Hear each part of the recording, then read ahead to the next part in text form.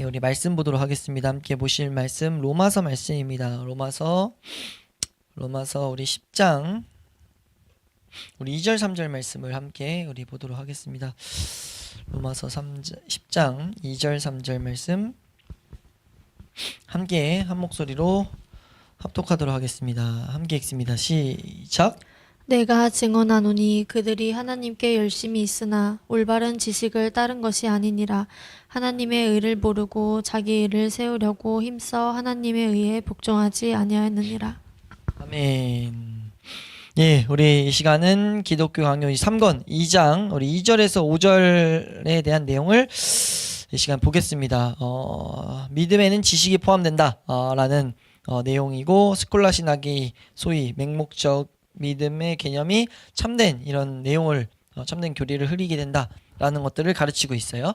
그래서 이 부분에서 우리 먼저 2절에서 말하는 것이 믿음이라는 것은 분명히 무식하지 않고 지식에 근거한다 이런 표현을 쓰는데, 그러니까 덮어놓고 믿는 믿음 이런 표현을 많이 썼잖아요. 그러니까 절대 믿음은 덮어놓고 믿는 것이 아니다, 정확히 아는 것을 우리 믿는 것이다 라는 것을 다루고 있어요. 그래서 20페이지 우리 2절 첫 번째 줄부터 네 번째 줄 한번 보시면요. 첫 번째 줄부터 네 번째 줄 함께 읽겠습니다. 시작. 다른 무수한 해학들과 마찬가지로 이것도 신학자들에게서 비롯된 것인데, 이들은 말하자면 그리스도에게 베일을 씌워서 그를 오히려 감추어온 자들이다.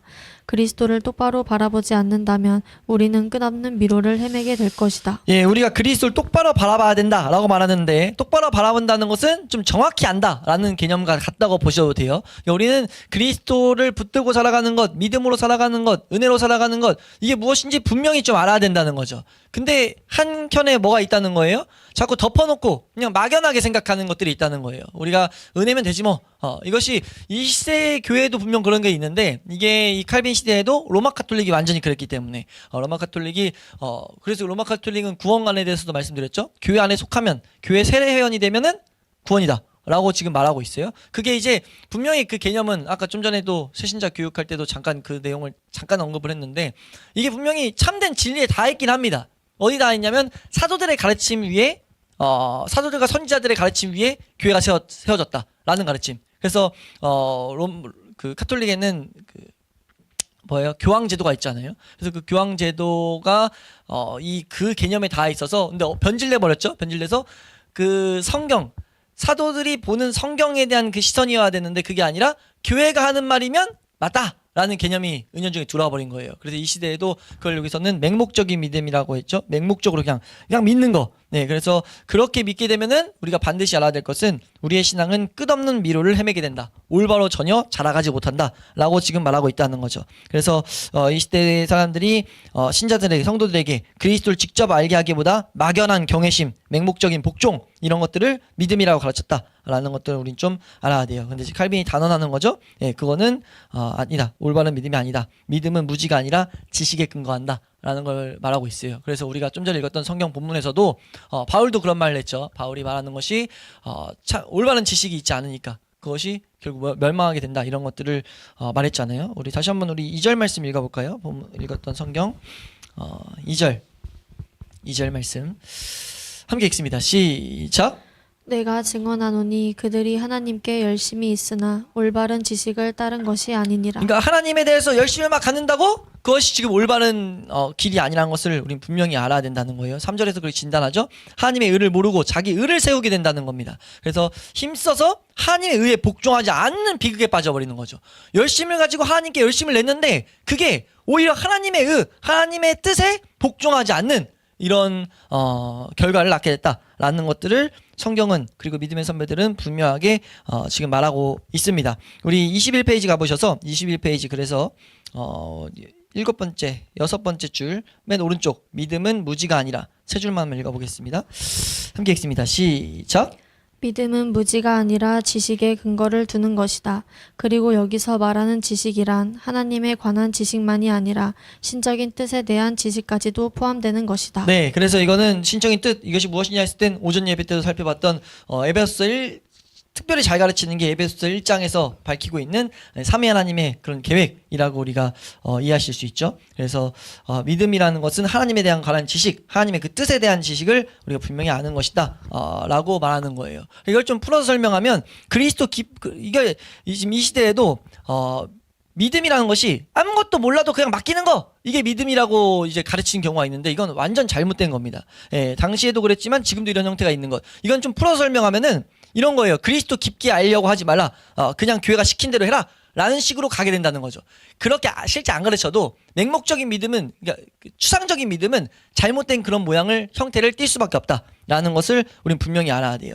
그래서 믿음이란 것은 하나님이 어떠신 분인지, 그분이 그리스도 안에서 우리에게 무엇을 주시는지 정확하게 알고 붙드는 것이 참된 믿음이다 라는 것. 우리 마지막으로 2절에서 이 마지막 문단도 좀 읽겠습니다. 이러한 지식으로 말미암아서, 21페이지 마지막 문단, 2절의 마지막 문단입니다. 함께 읽습니다. 시작.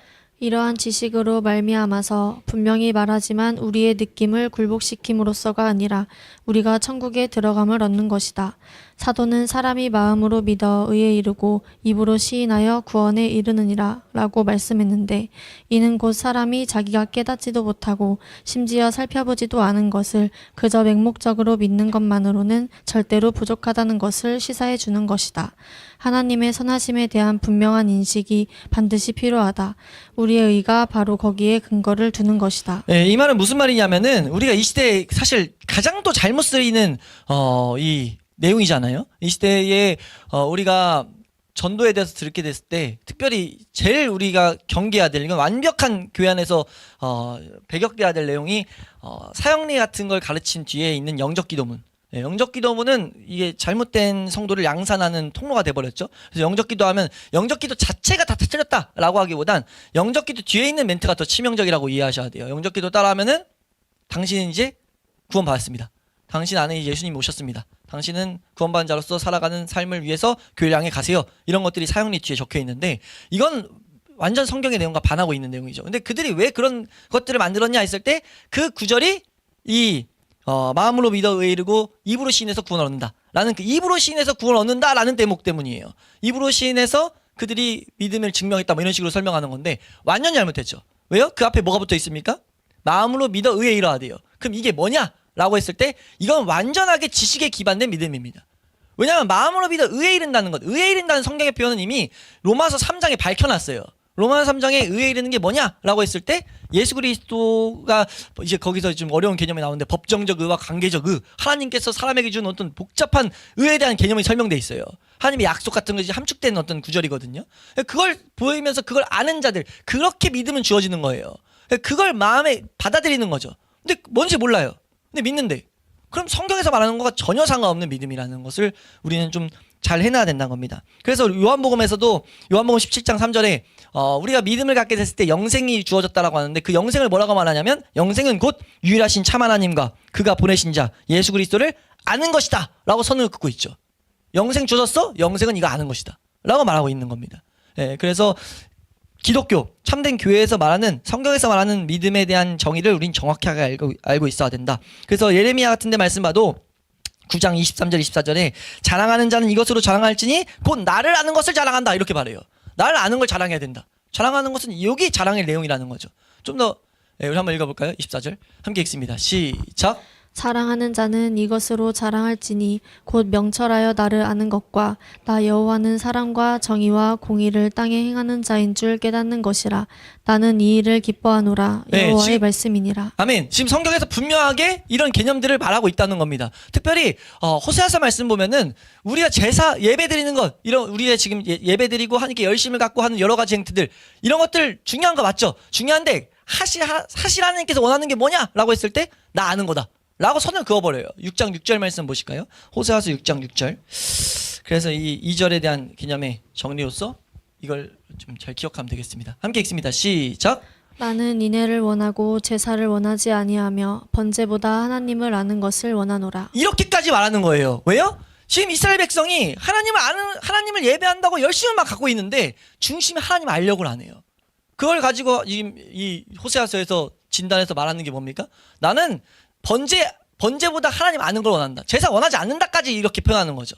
예, 그래서 우리가 참된 신앙의 방향, 하나님께서 성도를 영혼들을 부르실 때 어디로 초청하시냐라고 했을 때 하나님을 아는 것에 분명히 이것이 다 있다라는 것을 우리는 정확히 해놔야 됩니다. 그래서 이 2절에서 그것을 칼빈이 좀 가르쳤고 3절에서 이거에 대해서 좀 더 이제 반대되는 이 안에 잘못된 개념인 맹목적 이 믿음의 교리는 잘못됐다라는 것들을 3절에서 좀 구분을 잘 두고 있어요. 그래서 이거는 좀 읽으면 되는데 우리 22페이지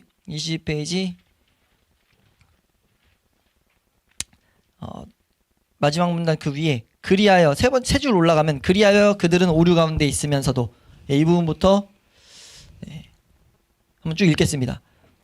우리 중간 다음 문단 그러나 그 두 줄 빼고 그 밑에 진리의 확실성으로 이어질 거거든요. 우선 이 세 줄을 읽겠습니다. 그리하여 그들은 함께 읽습니다. 시작. 그리하여 그들은 오류 가운데 있으면서도 자기들이 진리를 소유하고 있다고, 어둠 가운데 있으면서 빛 가운데 있다고, 무지 가운데 있으면서 바른 지식 가운데 있다고 믿고 있는 것이다. 네, 세 줄 내려가셔서 진리의 확실성 그 자체가 함께 있습니다. 시작. 진리의 확실성 그 자체가 충분히 그것들을 반박해 주고도 남는다. 그런데도 그들은 온갖 무지의 잔재들 속에 과연 믿음이 들어있을까 하는 의문은 갖지 않고 오히려 일반 사람들로서는 알지 못하는 문제들에 대하여 교회의 권위와 판단에 동의하고 따르기만 하면 무지 속에서 무감각한 상태로 있는 사람이든 그런 무지를 자랑하기까지 하는 자들이든 무조건 참된 신자들로 인정하는 것이다.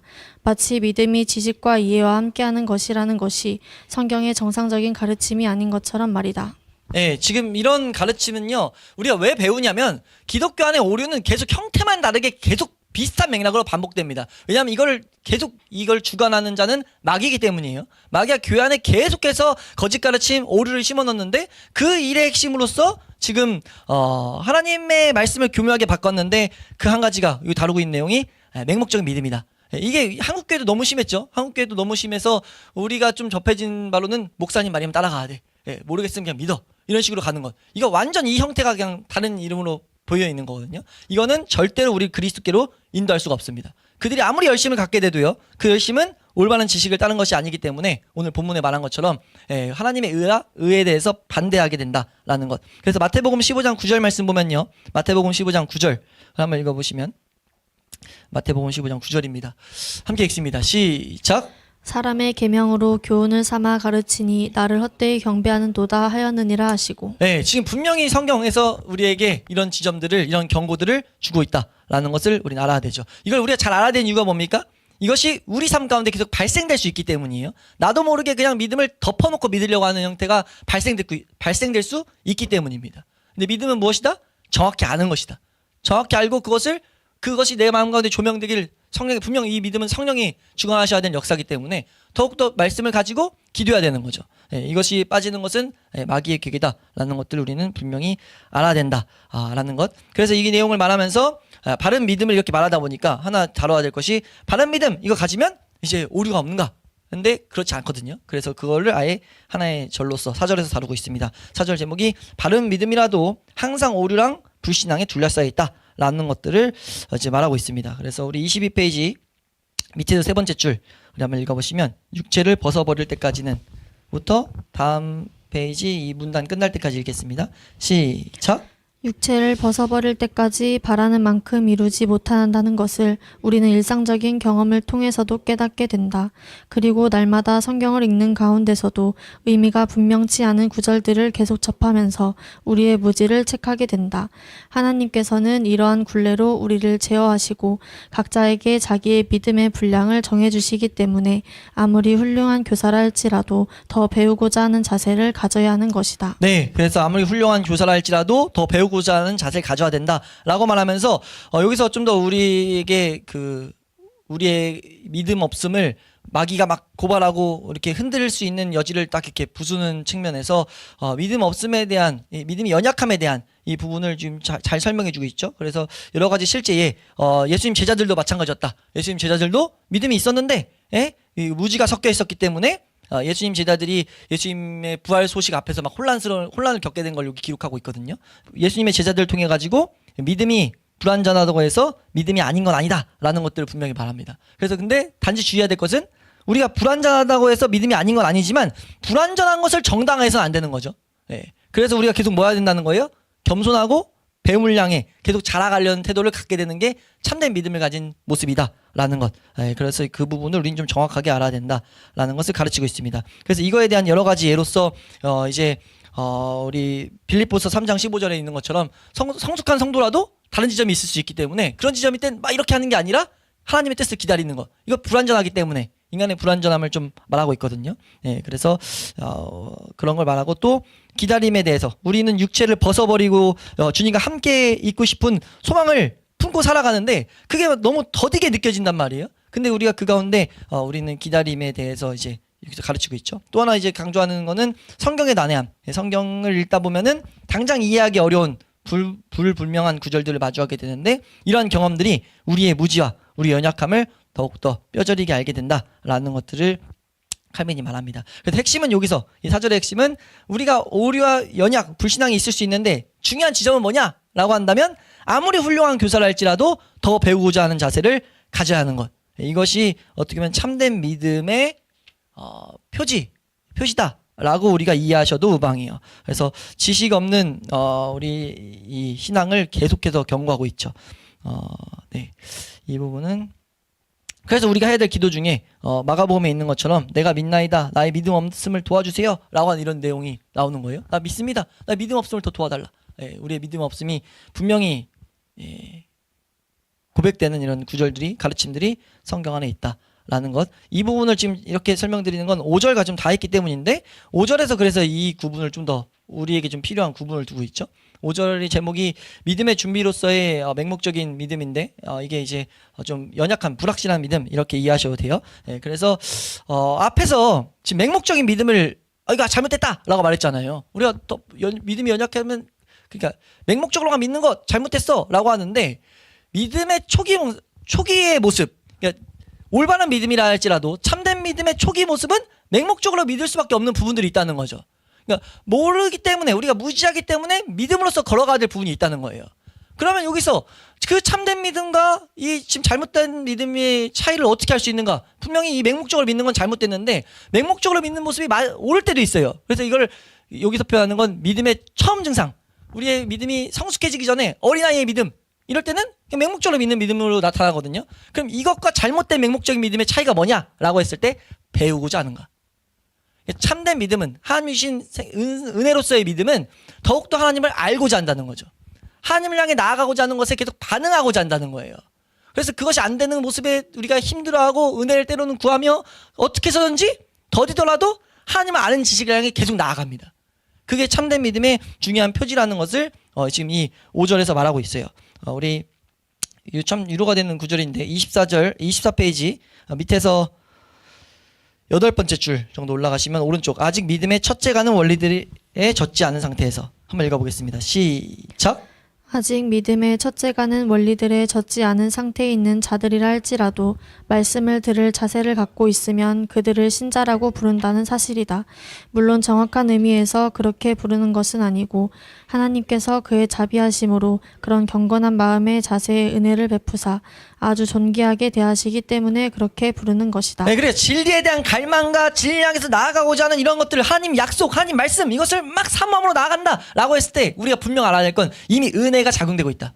하나님의 은혜가 있다. 하나님의 신실하신 은혜는 영혼을 붙드셔서 분명히 하나님의 뜻대로 인도하신다라는 그 관점에서 그들을 신자라고 부른다. 그들의 믿음을 참된 믿음이라고 부른다라고 지금 가르친다는 거죠. 그래서 우리가 우리 교회에서도 한창 그랬던 것처럼 이제 막 어느 지점 내가 생각하는 하나님이 주시는 은혜가 이게 안 왔으니까 뭐가 잘못했어 이런 생각은 잘못됐다는 거예요. 우리가 그에 반응하고 있다라는 것 자체가 중요한 은혜의 표지라는 것을 우리 알아야 된다는 거죠. 이 밑에도 한번 읽어볼까요? 이 밑에부터 이 문단 끝까지. 그러나 이처럼 함께 읽습니다. 시작. 그러나 이처럼 가르침을 받고 배우고자 하는 자세와 열의를 갖는 상태는 교황주의자들이 만들어낸 일종의 맹목적 믿음에 반tuk하고 게으르게 안주하여 있는 그런 자들의 순전한 무지와는 전혀 다른 것이다.